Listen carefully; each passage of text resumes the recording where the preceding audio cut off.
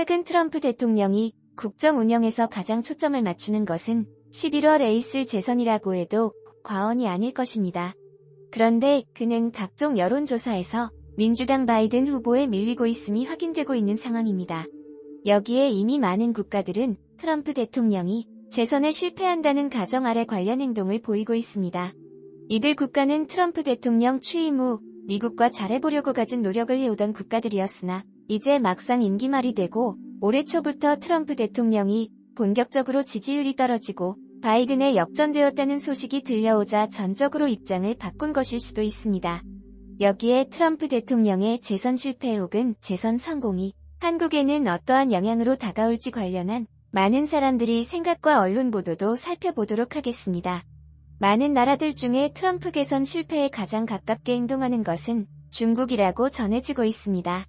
트럼프 정부 이후에 중국 당국은 끊임없이 미국과 온갖 국제 이슈를 발생시키며 세계 경제를 휘청거리게 했습니다. 여기에 최근 팬데믹 이후로 지지율이 급락한 트럼프 대통령이 중국의 책임론을 본격적으로 제기하면서 중국은 그야말로 누구보다도 자국에 공격적으로 나오는 트럼프 말고 다른 누군가가 미국 대통령이 되기를 바랄 수도 있는 것입니다. 여기에 트럼프는 상대 후보인 바이든을 중국 편이라고 몰아세웁니다. 그는 지난 25일 자신의 트위터 계정에 졸리 조 바이든만큼 중국에 나약한 사람은 50년 동안 없었다면서 그는 중국이 원하는 건 뭐든지 줬다고 쓰기도 했습니다. 트럼프 대통령은 최근 미국에서 반중 정서가 고조된 것을 선거 전략으로 활용하려는 것으로 보입니다. 실제로 여론조사기관 큐리서치 센터의 최근 조사에 따르면 미국 성인 1만여 명 중 중국에 비호감을 표시한 비율이 66%에 달해 2005년 이후 가장 높았습니다. 트럼프 대통령이 이렇게 중국에 완전하게 공세로 돌아온 이유는 간단합니다. 자신의 재선 실패가 전적으로 중국이 유리한 팬데믹이라고 판단했기 때문인 것으로 다양한 정황이 포착됩니다. 우선 영국의 경제 분석 기관인 옥스퍼드 이코노믹스가 트럼프의 유권자 투표율은 35%에 불과할 것이라고 예측했습니다. 이 기관은 1948년 이후 미국 대통령 선거 중에 2번을 빼고 모두 예측해서 맞춘 바 있습니다. 특히 트럼프 대통령이 당선될 때 많은 기관은 힐러리 클린턴이 당선된다고 봤으나 옥스퍼드는 트럼프의 당선을 예측할 정도로 정확한 편입니다. 또한 이 기관은 작년 팬데믹 이전에는 트럼프 대통령이 재선될 것이라고 평가를 내리다가 팬데믹 이후에 급격하게 상황이 역전되어 민주당 바이든 후보가 승리한다고 그 결과를 변경하는 등 사실상 코로19가 미 대선판을 바꿔놓은 것입니다. 따라서 트럼프 선거 캠프에서는 선거를 망쳐놓고 있는 당사자가 사실상 중국이라고 보는 관점에서 선거운동을 진행 중입니다. 그 결과 트럼프 대통령은 모든 자원을 동원해서 중국 관련 정책을 초강공 모드로 업그레이드하고 있는 상황입니다. 물론 현재 반중 정서의 흐름은 여야를 초월해 미국 정치계 전반에 흐르고 있는 상황이기 때문에 바이든 후보 역시 중국에 우호적일 수는 없습니다만 자신의 선거 결과를 송두리째 바꿔놓은 것이 중국 당국이라고 생각하는 트럼프 선거 캠프만큼 절박하게 나올 수는 없을 것입니다. 옥스포드 이코노믹스는 주별선거인단 확보 경쟁에서도 트럼프가 210대 328로 패배할 것으로 분석했는데 이는 매우 큰 격차로 오차가 있더라도 쉽게 뒤집을 수 있는 수치는 아닙니다. 반대로 이런 상황은 중국으로 하여금 트럼프 대통령에게 쉽게 굽히지 않고 받아치는 모습도 보이게 하고 있습니다. 예를 들어 중국은 홍콩에 대해 잡시드순한 입장을 보이다가 결국 홍콩 보안법을 강행해버리는 모습이 나왔습니다.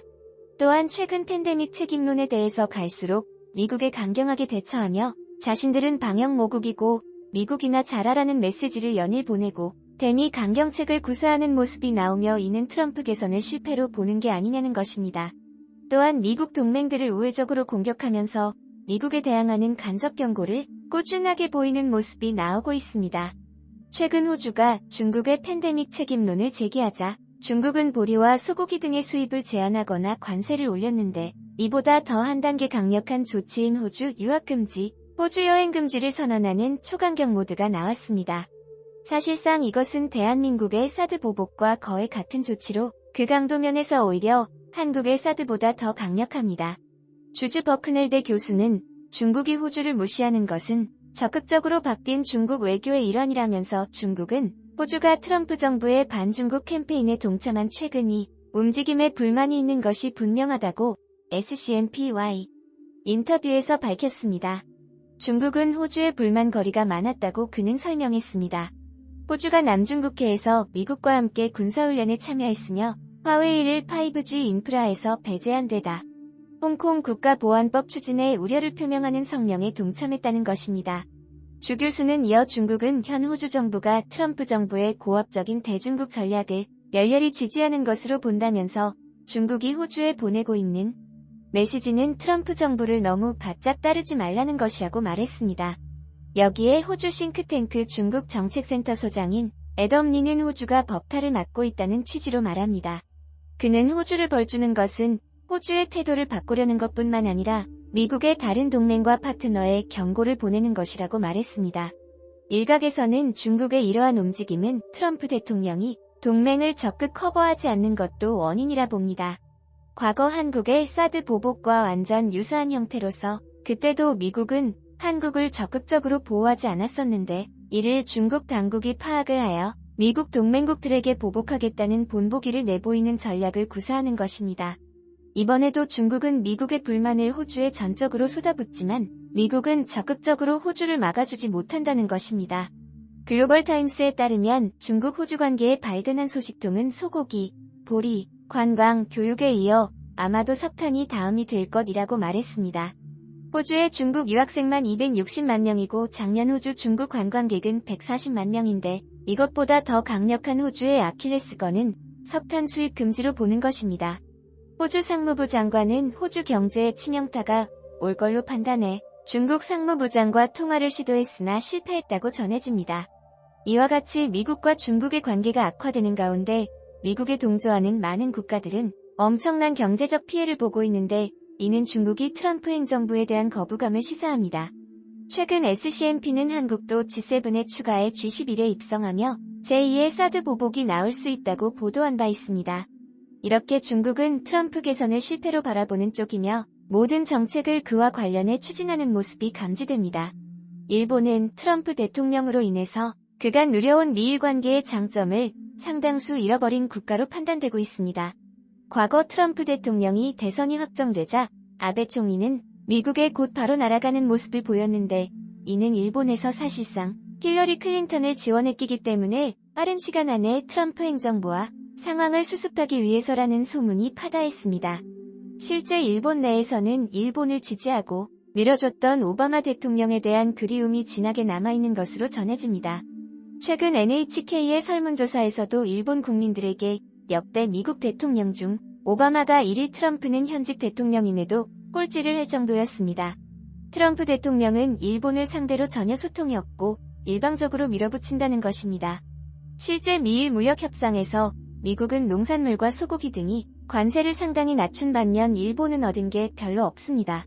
또한 동북아 국제 정세에서도 트럼프 대통령은 G20 이후 북한 김정은 국무위원장을 만날 계획을 가지고 있으면서 아베 총리와는 이와 관해서 전혀 의논하지 않았으며 사실상 북한 외교에서 일본을 배제시키는 모습을 보였습니다.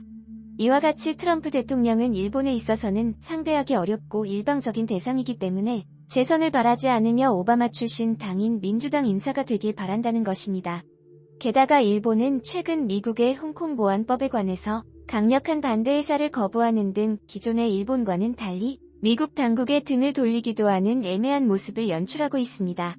또한 아베 내각은 끝까지 시진핑 주석의 방위를 포기하지 않으며 중국과의 관계를 이어나가고 있는 상황입니다.